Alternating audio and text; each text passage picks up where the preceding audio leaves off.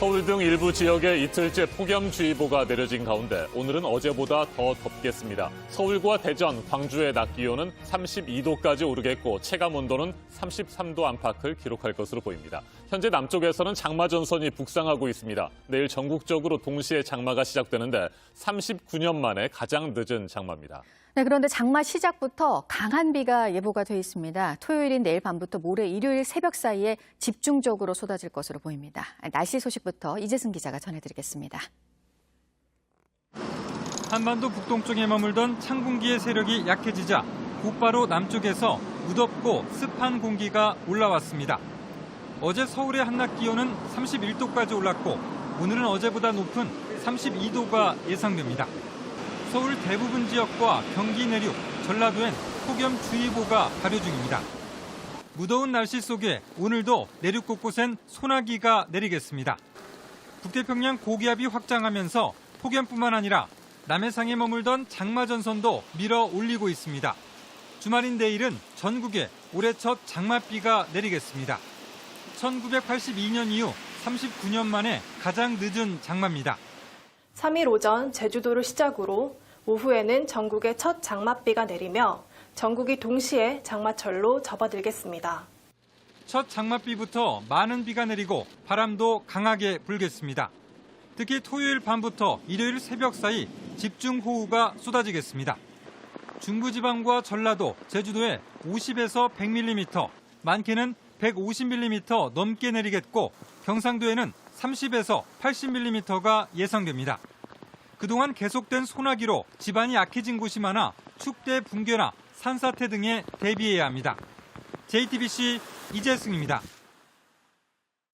최근 이틀 연속 700명대를 기록한 코로나19 신규 확진자 수가 오늘도 800명에 육박할 것으로 보입니다. 어젯밤 9시까지 716명이 새롭게 확진 판정을 받았습니다. 인도발 델타 변이 바이러스까지 빠르게 퍼지고 있어서 5차 유행에 대한 경고음도 커지고 있습니다.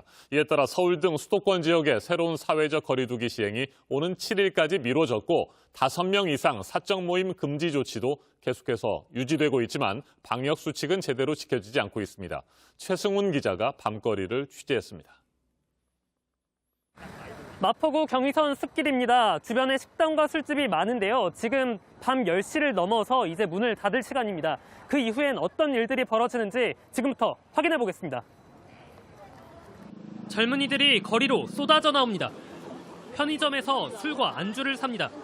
의자에 앉아 술자리를 이어갑니다. 저녁 먹으면서 한잔 했고 이제 아쉬움이 있으니까 맥주 한잔.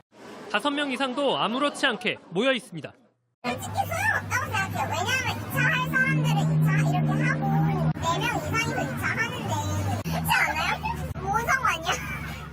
앉을 자리를 찾기 힘들 정도로 사람들이 모입니다. 여럿이 앉을 수 없게 천막도 쳐놨지만 소용없습니다.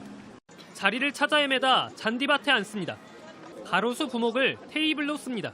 5명 이상 모일 수 없는데 얼마나 좀 계실 거예요? 갈 거예요.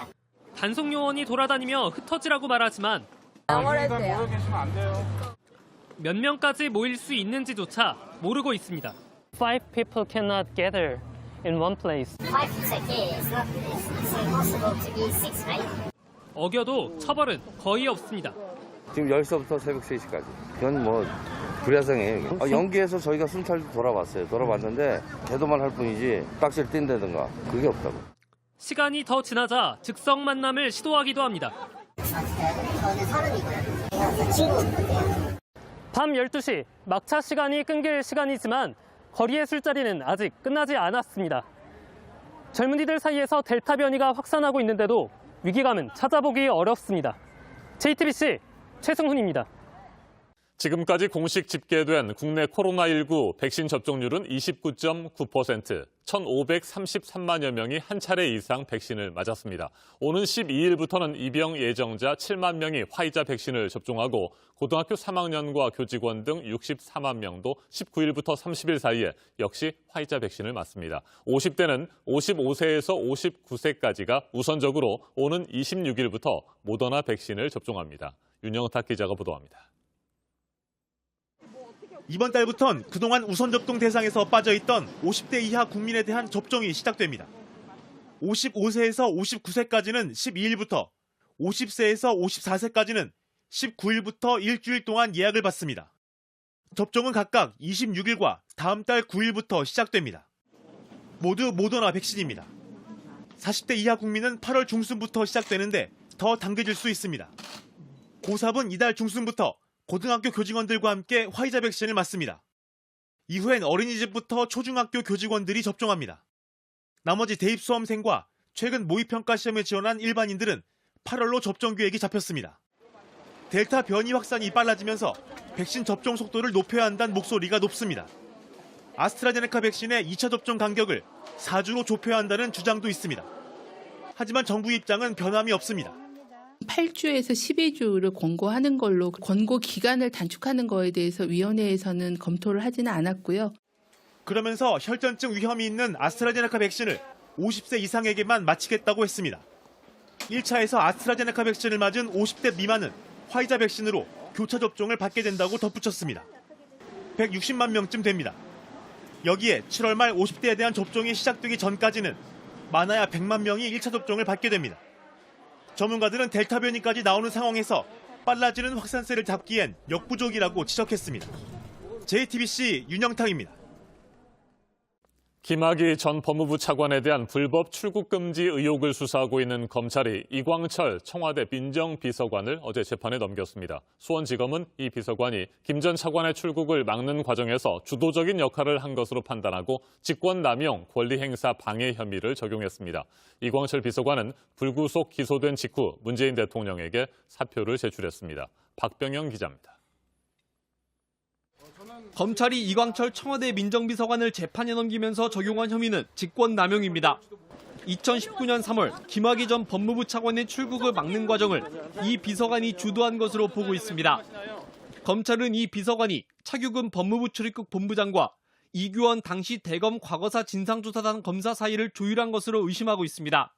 이 검사가 가짜 사건 번호를 만들어 김 전 차관의 출국을 막은 과정에 이 비서관이 개입했다는 게 검찰이 내린 결론입니다.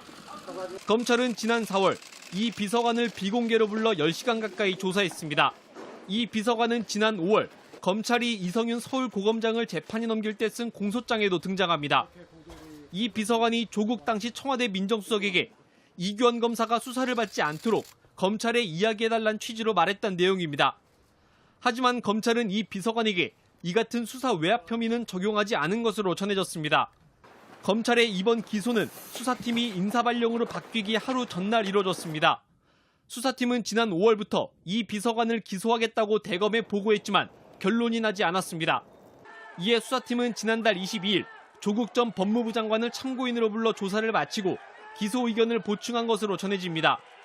검찰은 앞서 재판에 넘겨진 차 본부장, 이 검사 사건을 이번 기소건과 모두 합쳐달라고 재판부에 요청할 계획입니다. JTBC 박병현입니다. 미국 국무부가 올해 보고서에서도 북한을 가장 낮은 등급의 인신매매 국가로 지정했는데요. 2003년부터 19년 연속으로 인신매매에 대한 최소한의 기준과 규정도 없는 나라로 보고 있는 겁니다. 중국과 러시아에 대해서도 역시 최하 등급 국가로 평가를 했습니다. 서영지 기자입니다. 미국 국무부가 올해 인신매매 보고서에서 북한을 가장 낮은 등급인 3등급 국가로 분류했습니다. 북한이 국무부로부터 최하 등급으로 분류된 건 2003년부터 19년째입니다. 국무부는 북한이 인신매매 근절을 위한 최소한의 기준을 완전하게 충족하지 못한다고 평가했습니다. 그러면서 코로나19를 구실로 정치범 수를 증가시키고 주민에 대한 강제 노동 부과도 늘었다고 지적했습니다. 중국은 5년 연속으로 3등급 국가로 지목됐습니다. 북한 근로자의 강제 노동 캠프를 운영하게 한 러시아도 3등급을 받았습니다. 이 밖에도 이란과 미얀마, 쿠바, 시리아 등 총 17개 국가가 3등급으로 분류됐습니다. 국무부는 특히 북한과 중국, 러시아, 이란, 미얀마 등 11개국을 인신매매를 후원하는 정책이나 양상을 보이는 국가로 따로 열거했습니다. 토니 블링컨 국무장관은 기자회견에서 올해 보고서는 인신매매를 후원하는 국가에 초점을 맞췄다면서 이들 11개국은 정부 자체가 인신매매자라고 지적했습니다. 이번 보고서는 2001년부터 매년 발표되고 있지만 북미 비핵화 협상이 교착인 상태에서 북한의 인권 문제를 직접적으로 지적했다는 점에서 주목됩니다. 바이든 정부는 현재 외교의 문을 열고 북한과의 대화를 모색하고 있지만 뚜렷한 진전이 없는 상황입니다. JTBC 서영지입니다. 미국과 중국과 관련해서는 두 나라 간의 갈등을 예고할 수 있는 중국 시진핑 주석의 발언이 있었는데요. 역대 가장 큰 규모로 열린 공산당 창당 100주년 기념식에서 전례가 없었던 상당히 강한 수위로 미국 등을 겨냥한 말을 했습니다. 박서훈 특파원이 전해드립니다. 수도 베이징 한복판 천안문 광장에 7만 명의 시민이 모였습니다. 1951년 기념식 때보다도 규모는 더 크지만 코로나19 극복을 보여주려는 듯 마스크는 아무도 하지 않았습니다. 7월 1일을 나타내는 숫자 대형의 전투기 편대가 상공을 가르고 시진핑 주석과 후진타오 전 주석 등 전현직 지도부가 천안문 막루에 나타납니다. 장점인 전 주석의 모습은 보이지 않았습니다.庆祝中国共产党成立100周年大会现在开始 눈길을 끈 건 시 주석의 복장. 천안문에 사진이 걸린 마오쩌둥 전 주석처럼 참석자 중 유일하게 인민복을 입었습니다. 이어진 중국 청년들의 충성 맹세는 북한 소년단의 모습 같았습니다. 今天我们对党许下青春的誓言同心向党奔赴远方 시 주석은 1시간에 가까운 기념 연설에서 당 창건 100년 만에 중국이 풍요로운 사회 건설이라는 핵심 목표를 이뤘다고 자평했습니다. 그러면서 더 이상 외국 세력이 중국을 괴롭히는 것을 용납할 수 없다고 강조했습니다. 谁妄想这样干必将在14多亿中国人民用血肉铸成的钢铁长城面前碰得头破血流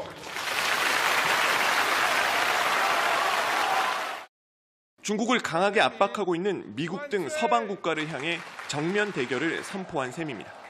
현재 중국 공산당원 수는 9,500만 명을 넘었습니다.